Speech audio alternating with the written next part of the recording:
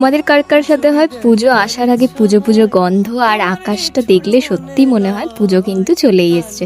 আর ওই যে প্রতিমা তৈরি হচ্ছে, মানে আমরা কুমোরটুলি চলে এসেছি আর প্রতিমা প্রায় রেডি হয়ে গেছে, এখন রং করা বাকি এখনো। আমরা যেহেতু মহালয়ার দিন যাই, তো এখন তো আবার মহালয়ার দিন বন্ধ করে দিয়েছে আমি শুনলাম। তো যাই হোক, এখানে কিন্তু এই যে মডেল আবার বললাম তুমি একটু হেঁটে নাও, আর এখানে আমি একটুখানি রিলস ভিডিও শুট করে নিচ্ছিলাম। দেখো আসিয়া আমার বন্ধু চিকন কালিয়া, দেখো আসিয়া আমার বন্ধু চিকন কালিয়া, দেখো আসিয়া।